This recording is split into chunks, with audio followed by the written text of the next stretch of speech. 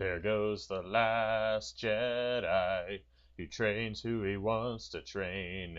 He says he doesn't want to train Rey. Hey, hey, hey. Hello, everyone. I am the Comics Kid 2099, and I am joined by my partner in crime, my usual co-host on the Podcast Boys, Connor Nielsen. And today, Connor and I are going to talk about Star Wars: The Last Jedi, which just hit theaters last night. This is a break from our usual podcast where we talk about movies and TV shows that feature alumni from Twin Peaks. Although I guess you could say this is a Podcast Boys episode because Laura Dern is in this movie and she was in Twin Peaks: The Return. But Connor is going to give us a quick synopsis of the plot of this movie. Connor, take it away.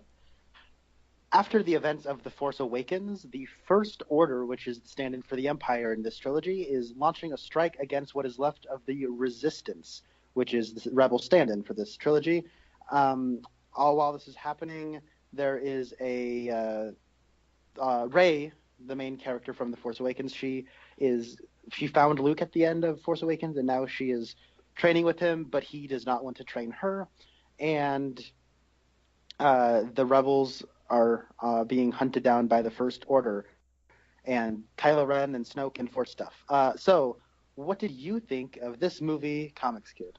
Oh, I did not enjoy this movie as much as I wanted to. I was one of those people. I tried very hard to stay away from trailers, from any information about this movie, and for the most part, I think I did a pretty good job. I only knew that there were porgs in this movie. That was all I knew. Like everyone on Twitter was talking about, oh, porgs, like it's the end of the world. They've introduced something cute in Star Wars, and my thought was they did that before I was born in Return of the Jedi. But anyway, I don't know. It's hard for me to explain why I didn't like this movie. I think part of it was I was most interested in seeing Rey and Luke and doing the Jedi stuff. I was not nearly as interested in Poe and his subplot or Finn and his subplot. And I will say this introduces a new character called Rose. I really love Rose. I thought she was adorable. I thought she was a great character. I like her. I just didn't care about her subplot with Finn, where they're going off to find a code breaker. At one point, Poe is talking to Maz from The Force Awakens, and he says, is there any way we can do this, just get this done, or something like that? And I was thinking, yeah, my thoughts exactly. Please don't drag that subplot out anymore. And that was like not even towards the end of the movie. That was like probably at the beginning of Act 3 or end of Act 2 when he said that. So it wasn't even like the movie had been going on that long. But it's hard for me to explain why I didn't enjoy this movie. But like I'm seeing a lot of people online saying that they love this movie. Like there are people saying like that was a really great Star Wars movie. And I don't know. I don't think I can go there. I might have to rewatch it when it comes out on DVD, but right now I think I like The Force Awakens more than this, and even The Force Awakens, I was a little trepidatious with it. I was among the people saying that it felt, in a lot of ways, it felt like a remake of A New Hope. A lot of the plot points felt very similar to A New Hope. The characters felt similar in some ways. At least they felt similar to the archetypes that we saw in A New Hope. And then there are some people who argue with that and say, yes, they kind of sort of mirror the archetypes, but they also are different in other ways. And I can see that. And I remember a friend of mine was saying that, yes, The Force Awakens is similar to A New Hope, and that won't be a bad thing as long as future movies don't mirror the original trilogy also. Like they were saying, if the sequel is basically a rehash of The Empire Strikes Back, we're going to have a problem. And after watching this, I think this is like 70 to 80% Empire Strikes Back, and I wish it was more new stuff. I wish it was more fresh. So anyway, those are my initial thoughts. What about you, Connor? What did you think? I think we should probably say that this is going to be a spoiler-filled discussion. Yes. Did I spoil anything? You'd mentioned that there was not really any spoilers, okay, good. But yeah. Yes, thank you for that. Yes, spoilers ahead. So I've come to this point with Star Wars that I can't believe I'm saying this. 10-year-old me is going to kick me in the crotch for like he would be so embarrassed of me for saying this, but I don't care about Star Wars anymore. I was having the same thing. The whole time I was watching this movie, I just had this meh about me, like it's another Star Wars. Like I'm speaking about before I saw the movie. Oh, okay. Carry on. Sorry. This has been going on since I think before Rogue One came out. It's all Star Wars all the time, and it's getting exhausting to me. Mm-hmm. And I like if there's anything worse than a Batman fan, it's a Star Wars fan. Mm-hmm. and I'm not even talking like people that enjoy Star Wars or enjoy Batman, which is most people. I'm talking like the super fan speculation scene of let's comb through every single frame of this trailer and try to figure out the movie before it happens kind of fan. That's what I'm talking Yeah. about. And I try to avoid most of that anyway. But I bet Yeah. there was quite a bit of that. Oh my God, yes. So my reaction to this movie was it starts off and I'm like, okay, there's a lot of rhyming to Empire Strikes Back in this movie. There's a lot of rhyming. And I wasn't really enjoying myself. I was kind of at an arm's length emotionally from this movie. And then my favorite character in all of fiction showed up, and I like got slapped across the face by my 10-year-old self, and I realized I was watching a Star Wars movie for the first time, like a new Star Wars movie in theaters. And from the second Yoda came up on, I thought this movie was kind of brilliant. And it's not just because it was Yoda. It's the stuff that he says and the stuff that he does. He's only in one scene, but that was almost like a tide shift. I think that the final hour or so of this movie, it ranks among the best of the Star Wars stuff. And I think that it is a smart film. It is sophisticated. It is ambitious. It doesn't follow a traditional 3-act structure. It is thematically cohesive and exceptionally tight. And it's a giant middle finger to the superfan speculation crowd, which like basically made my panties wet. So, yeah, my voice is thrown out. My theater loved this movie. There was a lot of cheering and a lot of like clapping and everything. Outside of that theater, I have met nobody who liked this movie. Really? See, I haven't talked. Well, on my way out of the theater, I saw a friend of mine who was sitting a few rows behind me, and I didn't talk with him in depth, but as I was leaving, I asked him if he enjoyed it, and he said yes. And then he asked me if I did, and I found myself surrounded by people who it seemed enjoyed the movie a lot more than me, so I didn't want to become like that guy in the Schoolhouse Rock video who said, "Hooray, I'm for the other team," and like everyone gives him the death stare. So I was just like, yeah. And like I did enjoy things about this movie. I should say that. There were things I really loved, and then there were things I just like. A lot of times I found myself saying, "That's dumb. Why is that happening?" And I'm surprised that you're not finding people who love this movie, because I'm seeing a ton of people online who are in love with this movie. Like it seems like everyone else likes it more than I do. So that's interesting. I know film critics are liking this movie. This movie has, like, I think the lowest audience score of any of the Star Wars movies on Rotten Tomatoes. Even the prequels? Yeah, it's like in the 50% range. Wow. See, I mean, I still am I find my mind blown anytime I find someone online who does like the prequels. And every now and then I find one, and every time it happens, I'm thinking, this can't be real. People can't actually think those movies are good. But I think the prequels have done something, even though the last one that we got was like 2005, yeah. Even though the last prequel was over, it was over a decade ago, I still find that they are still impacting Star Wars in a way that I never would have even thought about. I think because the prequels were so awful that sometimes people, and I'm not saying this is true for everyone, sometimes people will look at these new movies and they will say, well, in their mind they're saying because it's not as awful as the prequels, hey, it's pretty good.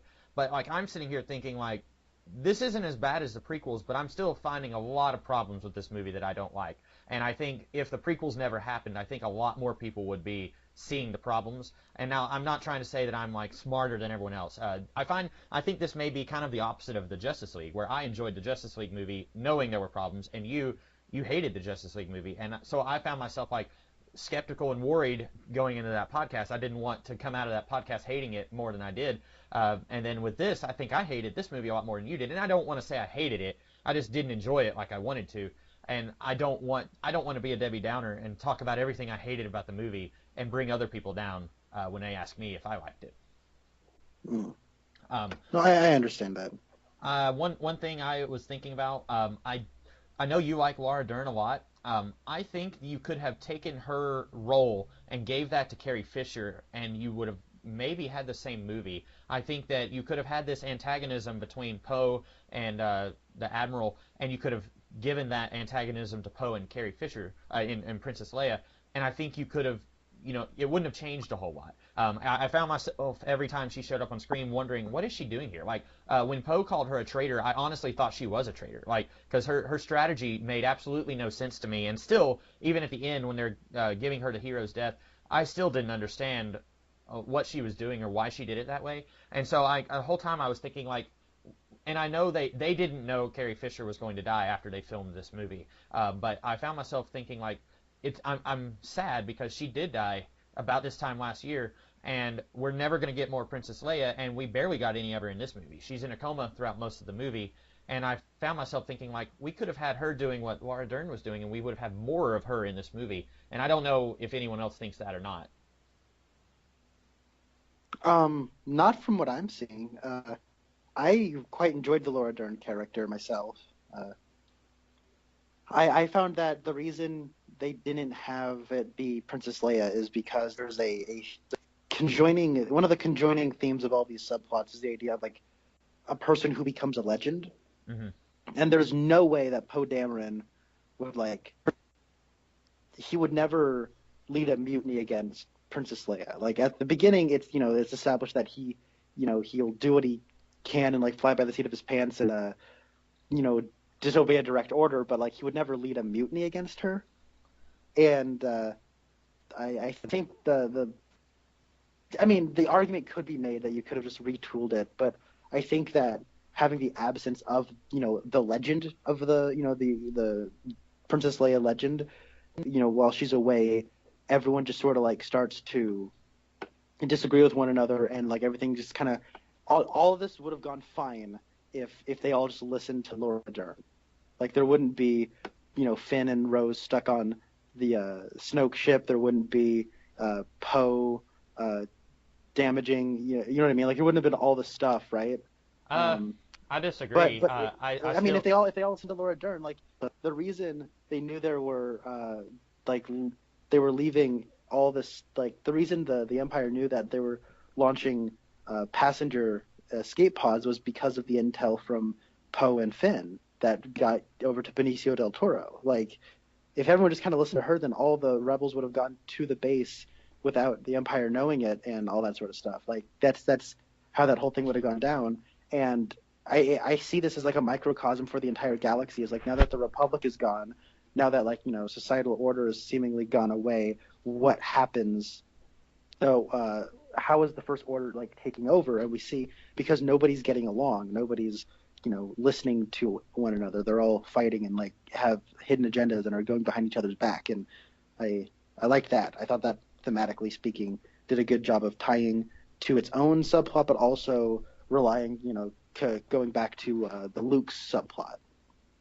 Yeah, thematically, I think that works. I will quickly disagree about everything would have been fine if they listened to Laura Dern, because they had, like, 4 big ships, and 3 of them got destroyed because her strategy was, let's just crawl along to that planet and let the Empire follow us over there and destroy each ship as they ran out of fuel. So I think if she had just communicated with everyone, maybe they would have ended up in a better situation. But her plan was, I have this idea, let's all go to that crate planet, and I'm not going to tell anyone what my idea is. And maybe she's not obligated to because she is in charge, but it seemed to me like her lack of communication is what spurned everyone else into going into another foolhardy plan. Like, it was, two darned if you do, darned if you don't plans, where Poe said, you know what, she's not doing anything, she's just getting us killed, so I'm going to send these guys to do this thing, and that ends up getting more people killed.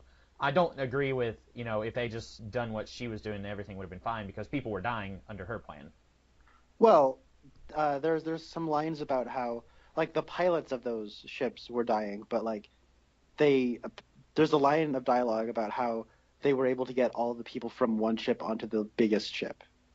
Oh. Like, all the people that were on, like, there's 4 ships that all get blown up, and then there's, like, the one lead that Laura Dern's on. Mm-hmm. And I think one of the guys who gets shot up is like, all right, I got the last of the crew over to your cruiser or something. I think that, could have sworn that line of dialogue was there. Yeah, you're probably right. quickly, let us.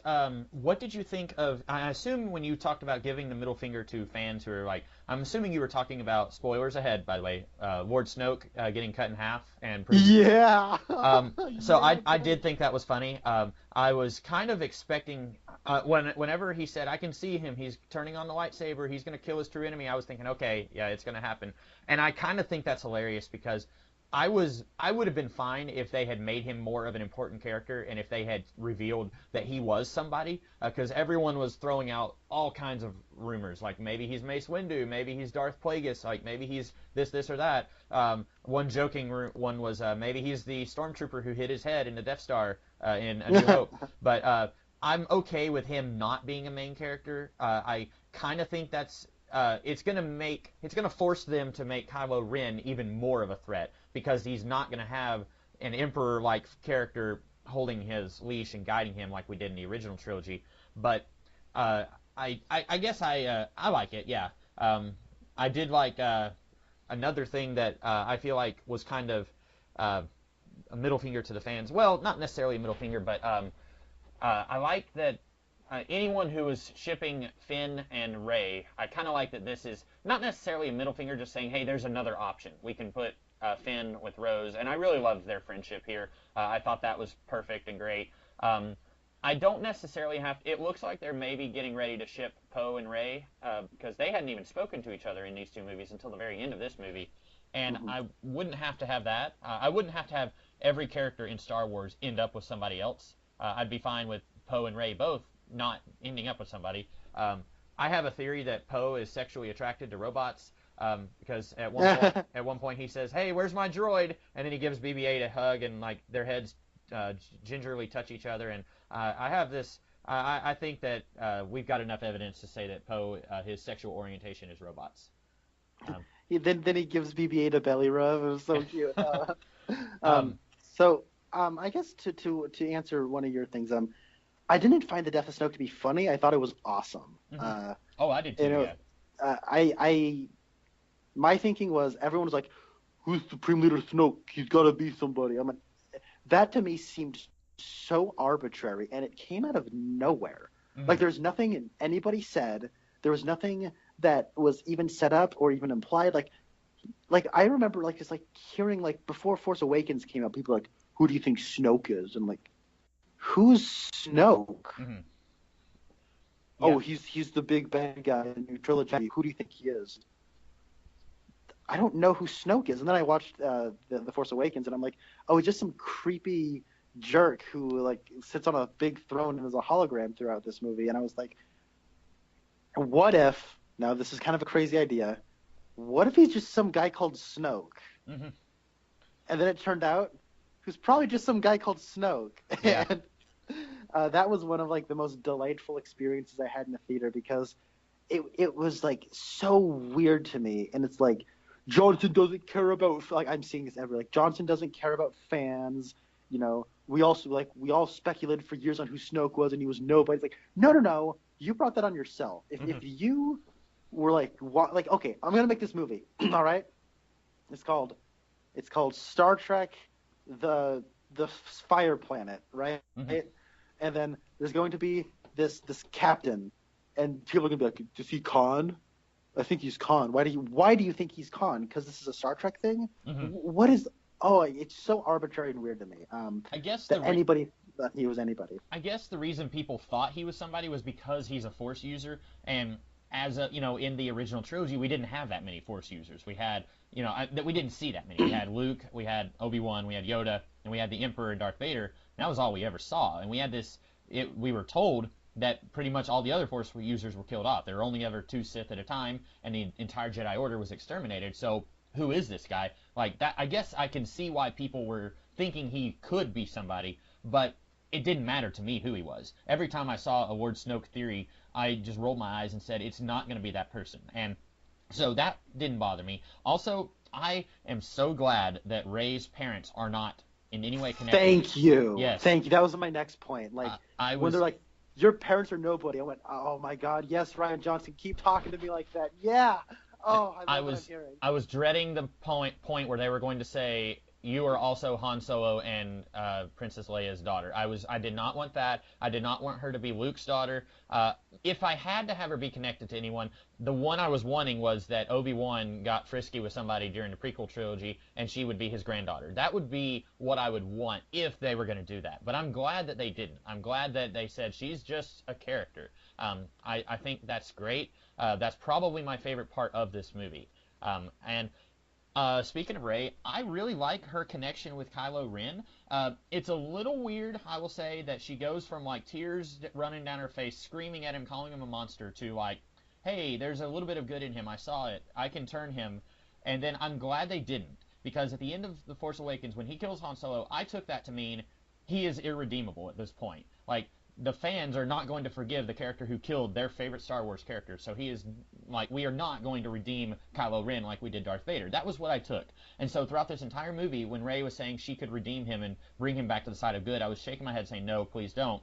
And I was really interested in their relationship, and they have this friendship, which, like I said, is a little weird, that she goes from calling him a monster and screaming at him to, like, they're having a conversation and she's, like, touching his hand and stuff.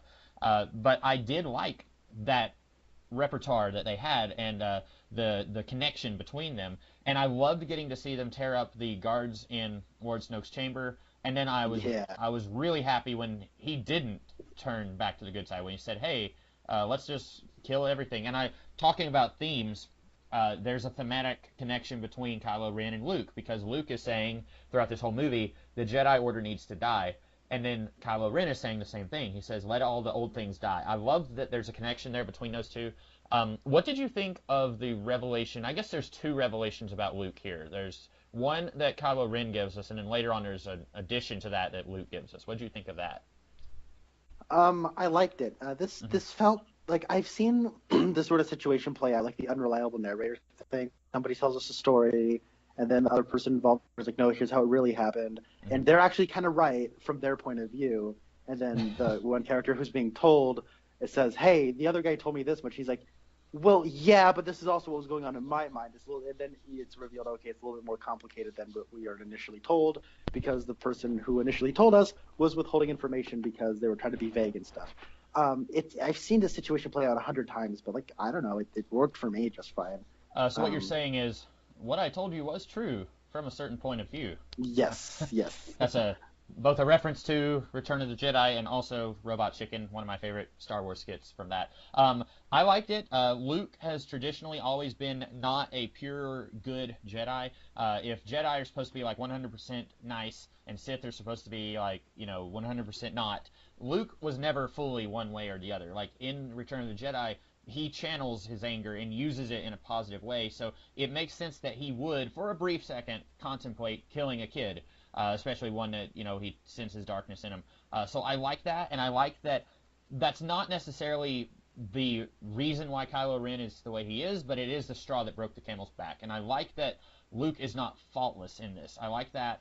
I like that Luke didn't immediately say, sure, let's get to training you. I assumed that was what was going to happen from what we knew in The Force Awakens. When we found out that Luke was Ben's trainer and then Ben turned to the dark side, I assumed that when Rey got to Luke that he was going to say, no, I'm done training people because look how it turned out. And I'm glad they went in that direction. I think Luke is my favorite part of the movie, and I kind of wish we had more of him.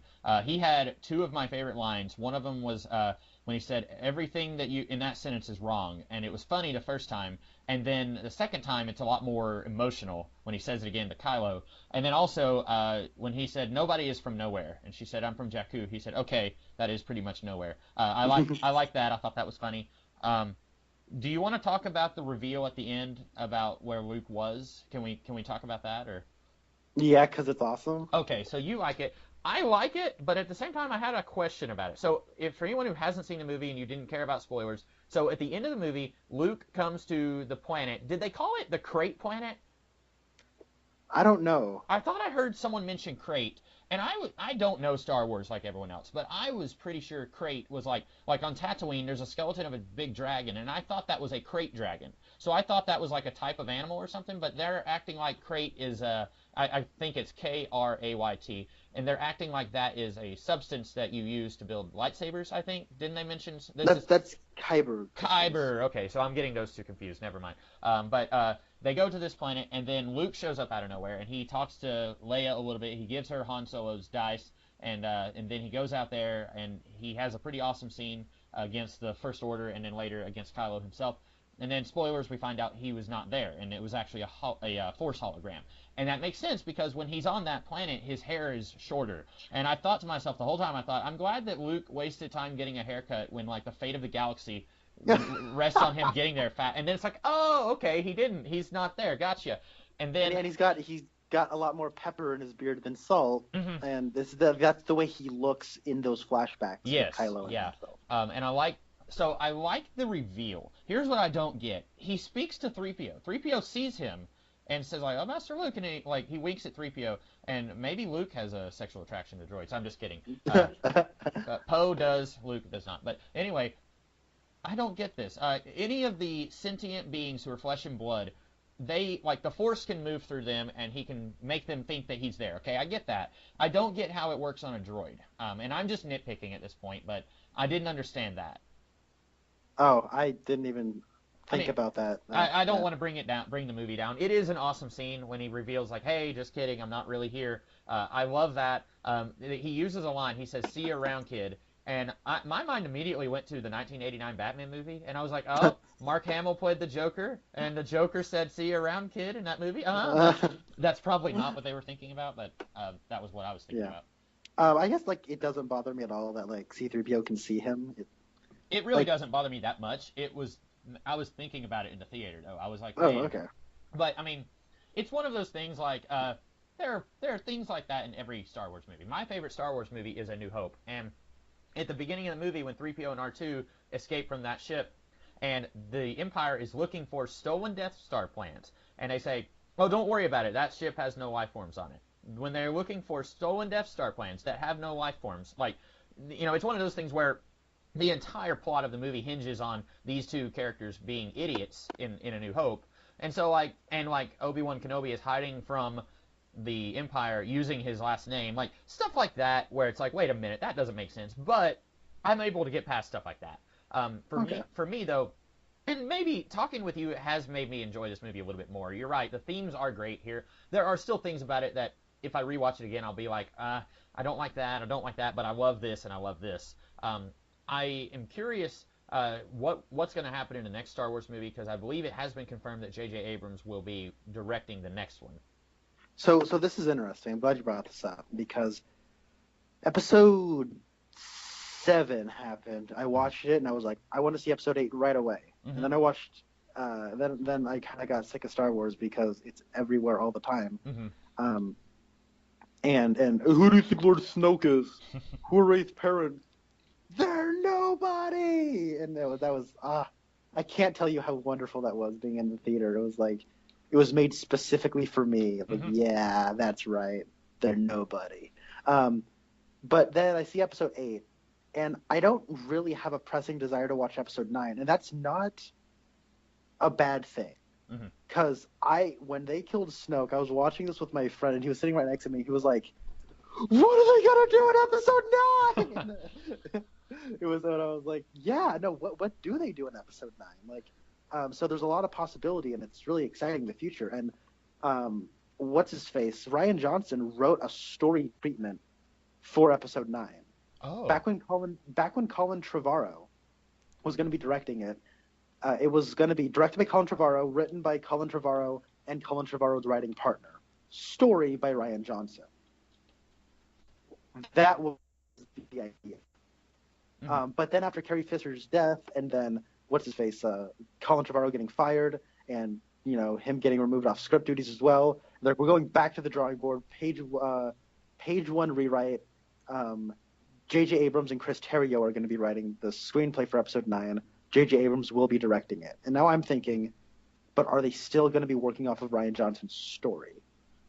I would like that, because then it would feel like J.J. Abrams and Ryan Johnson were the duagonists of this trilogy. You know, like ideally, what I would have liked would be a different director in each movie. But if they're going to bring back J.J. Abrams, then go ahead and let Ryan Johnson help with the script and be a producer, kind of like the X-Men movies. How like when Bryan Singer didn't direct X-Men First Class, but he was still a producer of that movie. Do something kind of like that, where Ryan Johnson, even though he's not directing the next movie, let's just call it To Punch a Sith.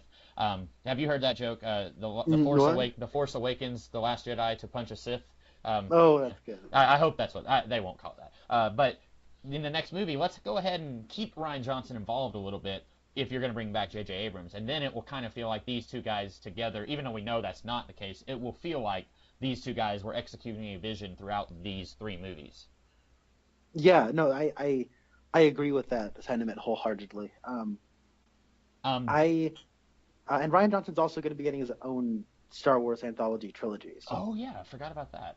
I agree. That is something. I agree with you. We are getting an overload of Star Wars. I think even with the prequel trilogy, like even though we knew those movies weren't good, it felt special because those were in theory the last Star Wars movies we were ever going to get, and every time one happened, it was an event. Now it happens every year, and we're going to get another one in like less than a year because the Han Solo movie is not coming out in December, is it? It's coming out. It's coming out in May. So like, and I don't on think Christmas Day, it will be 5 months before that movie comes out. Yeah, and so like, I'm with you. I'm getting to a point where I'm starting to get burned out on Star Wars. In my theater, as soon as the Lucasfilm logo showed up, people started cheering, and then when the text crawl started, people started cheering, and I was just thinking like, really guys, like, and I didn't want to say it, but I was thinking like, we get a Star Wars movie every year. It's not something to get that excited about. And like I said, I don't want to be a Debbie Downer. I don't want to be the guy that brings other people down in a movie they enjoyed. Because I was seeing lots of my friends were posting on Facebook that they enjoyed it and that they saw it in theaters.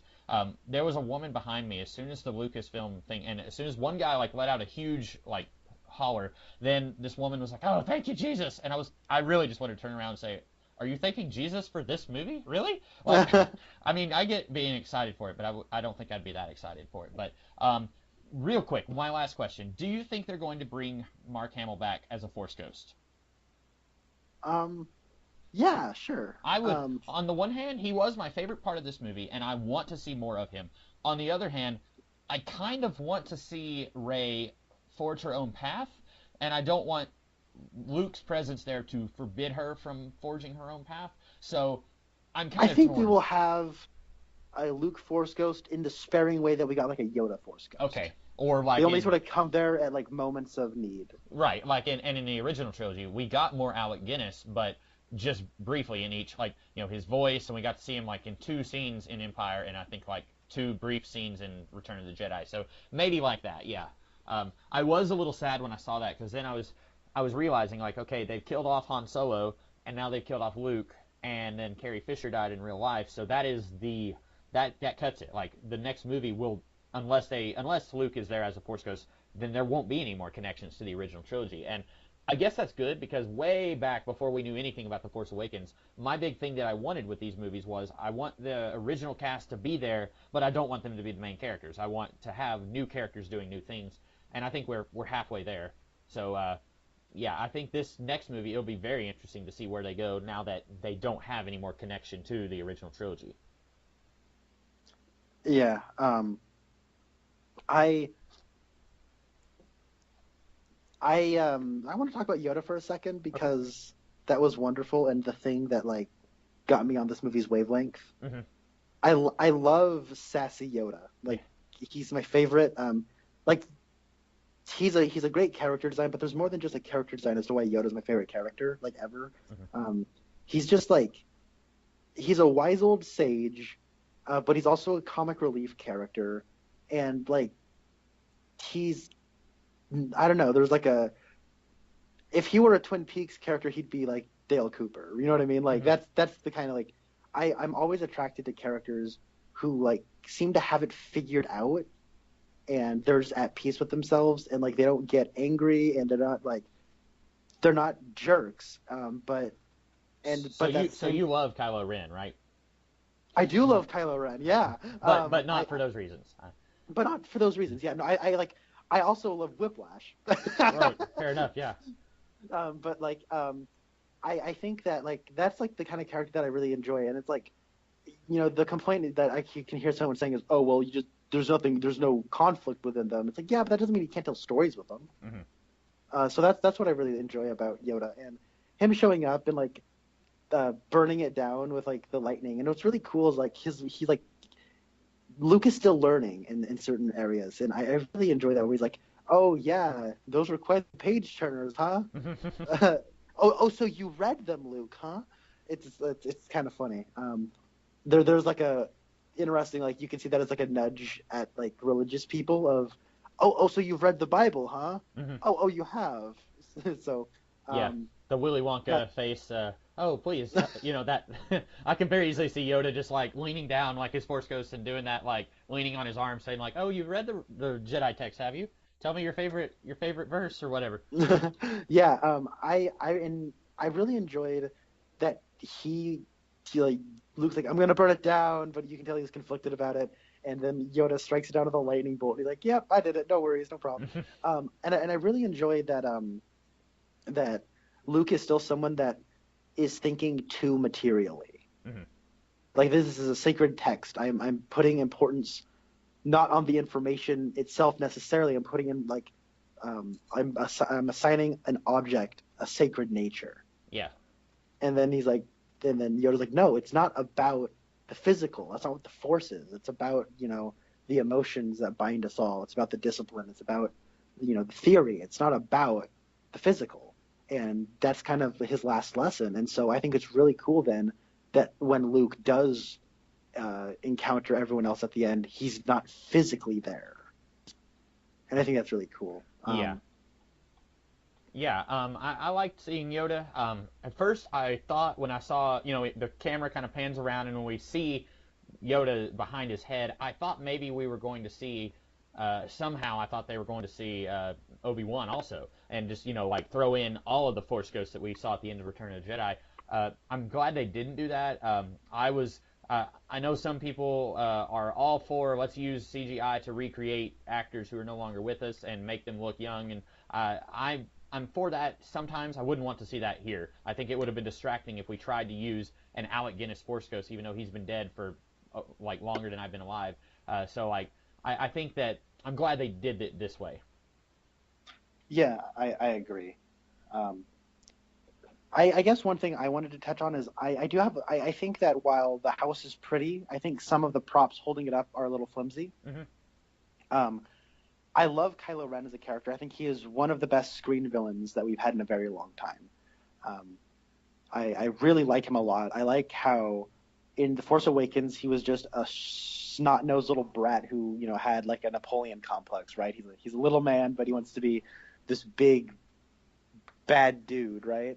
And so he like hides behind this Darth Vader-esque mask, and as a result, after you reveal that after you kind of get all those layers pulled away in The Force Awakens, it's like, okay, well, what do you do with him now? Oh, you take away that, and that's cool. Yeah. And like, so he throws away his old face. He's like, no, I'm gonna use my own face, and that's what it's gonna be now. And I like his whole philosophy of like just kill the past. That he agrees with Luke. There is no room for legends, but then Luke needs to like learn like, no, legends are what inspire people, and inspiration gives hope and all that sort of stuff. And as a result, like I think the very last scene of this movie is brilliant. I think the final shot is genius. Like that's what happens to those little kids. And what I think is great is Rian Johnson, I think, understands the Force better than a lot of people. There's this weird thing where people are like, well, people have to be Force sensitive, and I'm thinking, where did that come from? Where did that come from? Do you know where that came from? I guess the prequels, maybe. Like there's midichlorians, right? Like, because I guess the idea in the prequels was, well, if you have a high midichlorian count, then you are better at the Force. And so people hate midichlorians, but at the same time they grasp onto that idea that some people are more Force sensitive than others. And I think that's ludicrous. It's like there's a YouTube reviewer that a lot of people dislike named Confused Matthew, and I quite enjoy his stuff. And there's this really old video he had where he was talking about how he really loves the original Star Wars, and he's like, I really like the idea of the Force, and I like how it's just vague enough to where it inspires you to want to be a better person, because in the back of your mind you're like, oh, I could be a Jedi too. Mm-hmm. And he's like, for that matter, if Han really tried, he could be a cool Jedi, but that's just not his style. He has the blaster aside because he only believes in what's in front of his eyes. Mm-hmm. And that's what makes him such a neat character. And so having Rey hopes for her parents to come back, and she has that hopeful spirit in her, and she has the heart of a Jedi. And at the end, those kids are also inspired, and they too can become Jedis as well. And like, that's so cool. Like, I think that Rian Johnson clearly understands the Force. Yeah, and I guess it's possible that another origin for this idea is, in between episodes 3 and 4, they've hidden away Luke Skywalker, and then Obi-Wan acts like, you're our secret weapon. You're the only one who can solve this problem. And I mean, in theory, Obi-Wan could have went to Owen Lars and said, hey, do you want to become a Jedi? Or he could have gone to, anyone, but he specifically said, Luke, you're her only hope. So I guess maybe people take that to mean that, like, it has to be certain people. Like, Luke inherited his strong forceness from his father. So maybe that's where it comes from, but I don't know. I understand the lineage element of it, but, like, I could also see, like, somewhere down the line, like, the same way that, like, I don't know, the son of a pastor could lose the faith, right? Yeah. Like, the same way, like, the son of a Jedi could probably, like, reject the Force and, like, it goes away. Mm-hmm. I don't know. I think of, like, the Force in a similar way that, like, the powers from Chronicles, like a muscle. Like, you're always going to have muscles, but, like, you can make them stronger if you use them. You know what I mean? Mm-hmm. So, like, the Force is something that, and the line that Yoda says in Empire Strikes Back is Obi-Wan says in the original of, like, it's an energy field that binds all living things. Like, the Force is everywhere. Mm-hmm. And in a way, everyone has the Force, but can everyone use the Force? And that's the thing. Right. Yeah. So I really like Johnson's approach to the Force. I really like that stuff. Yeah, I like that too. I was thinking, one minor complaint I had, after the big showdown between Kylo and Rey, where they're each trying to grab the lightsaber, I was kind of expecting that to be, like, pretty much the climax of the movie, but we still get a good half hour. Me too. And I was kind of at that point, like, when we see the big speeders and they're, like, throwing the red stuff all over the planet, or they're moving the salt around. Like, I was just really thinking, like, come on, guys, like, let's wrap it up. Like, the emotional climax happens, and then we get another emotional climax. And I liked the scene with Luke, but I did find myself throughout that scene thinking, like, this action scene needs to be shortened a little bit.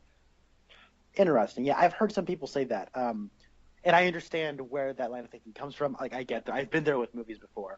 This movie, though, like, I was hooked by that throne room scene. Mm-hmm. And when that stuff was happening, like, it almost felt like a celebration. And I was already on the movie's length. Like, it already had me. So I was like, you know what? Just do what you want to do. And you know me. I can sit through pretty much anything. I like slow, boring, weird stuff. Mm-hmm. I like Twin Peaks: The Return. So I can, I don't know. I will agree, though, it did feel long. Mm-hmm. Yeah. I thought that there was like 15 minutes left after the Snoke scene, but no, there was like the better part of an hour left. Mm-hmm. Yeah, it went on a while, yeah. Also, hyperdrive collision was awesome. Yeah, I like that. I don't think I have anything else to say. I think that I didn't like it as much as I wanted to. I don't think I liked it as much as everyone else liked it, but it's possible that I will like it a lot more if I rewatch it. And I'll probably rewatch it someday. Like you, I was getting to a point where I was kind of burnt out on Star Wars a little bit. I'll go and watch the movies, but I don't think I'm ever going to get to a point where I'm just going to, unless they plan to keep making Star Wars movies for all eternity, I'll probably at some point reach a point where I'll just say, like, no thanks, I don't need any more. But for now, like, I'll probably just be like, yeah, I'll keep watching them. But like you were saying earlier, like, I am getting to a point where I'm saying, like, yeah, maybe can take a break on that a little bit. I guess I can quickly interject about the Finn Rose subplot. Mm-hmm. I had heard before walking in that everyone hated, like, people who liked this movie, like, said they disliked the subplot, and I heard people, like, really go in depth of how much they hated this subplot. Well, like, maybe not in depth, but, like, they clearly hated it. And I walked in. I'm like, all right, I'll watch it. I just know that people dislike that subplot. Maybe it's because I knew people disliked it, but I didn't dislike it as much as a lot of other people seem to have. Mm-hmm. I thought the stuff with the weird alien horses was a little on the nose. Yeah.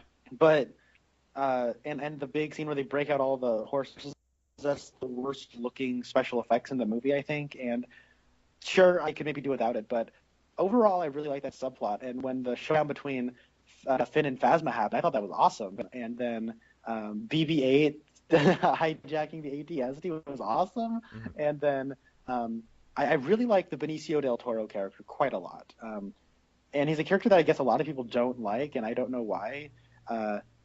I really liked him, and I liked how like this whole subplot is really there to like really because I rewatched Force Awakens the night before watching this movie, and that movie moves really really fast, and I think in some areas it moves too fast. And with Finn, he's like it seems like Rian Johnson clearly understood that like Finn is still kind of a coward, like he's still sort of running away from like what he needs to do by the end of that movie.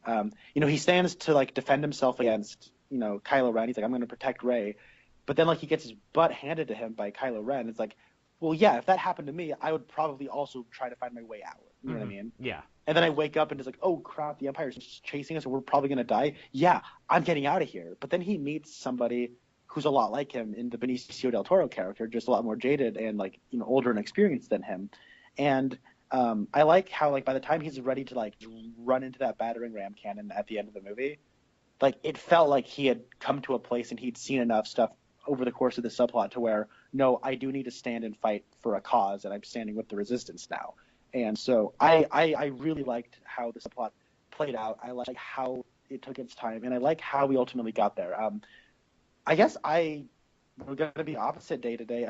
I didn't much care for Rose. I didn't think she was a bad character or anything.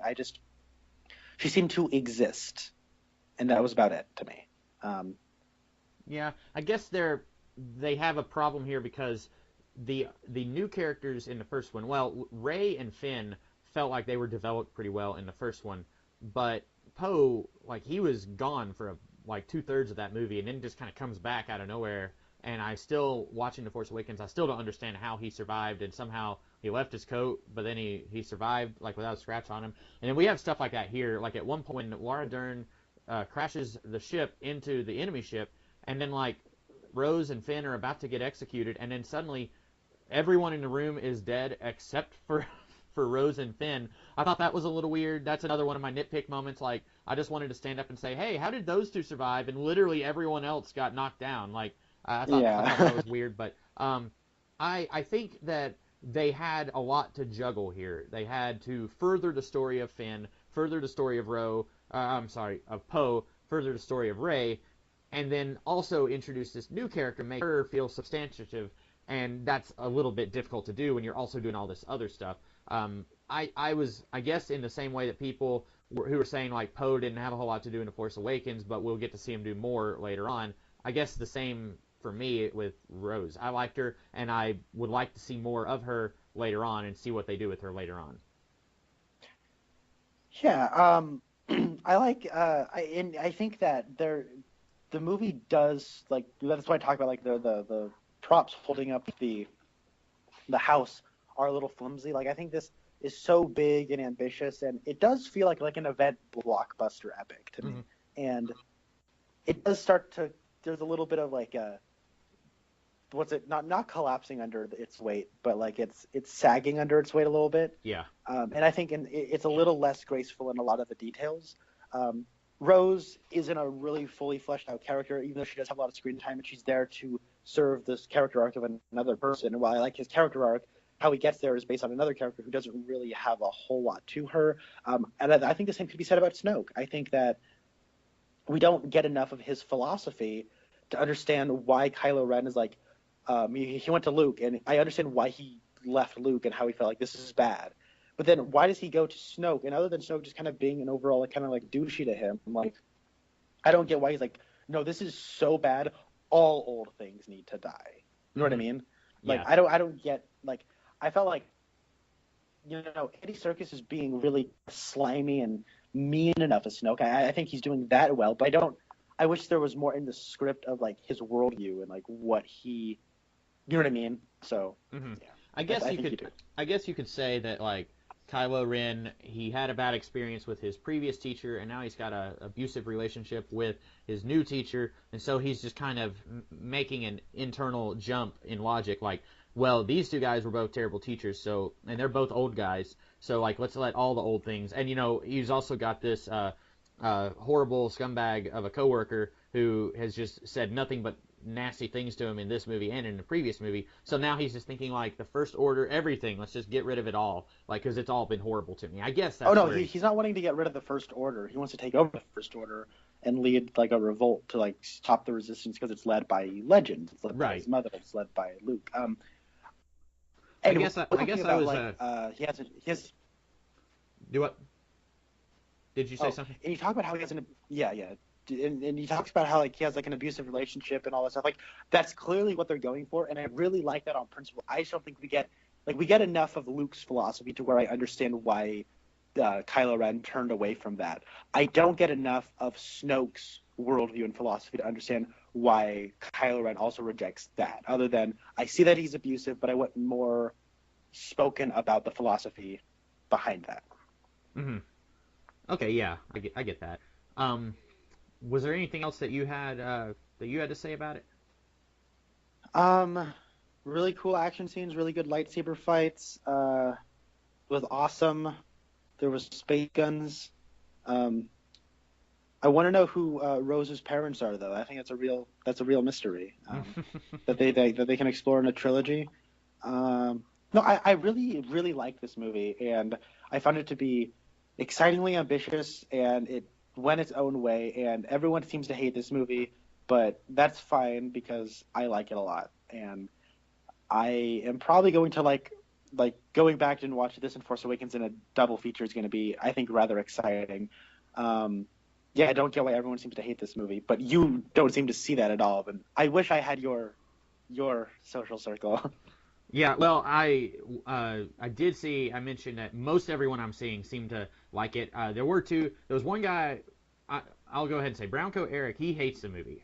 He hates it more than I did. And then there's another guy, Belated Media. He did these videos. What if the prequels were good? And that's really his claim to fame on the internet. And he said in a tweet, he said, the more I think about it, the more I like The Last Jedi. So apparently he didn't like it at first. And then Cinema Sins, I know that's a YouTube video, a YouTube channel you don't keep up with, but they said on Twitter that they thought it was fun and enjoyable, but he said it was a hot mess. So I am starting to see some people who don't like it, but a lot of people seem to like it more than me. Yeah, okay. I quite enjoyed it a lot. There's just not enough, like, this year has been so good for movies. Like, there's just all these movies that I thought would be in my top 10 at the end of the year are not in my top 10.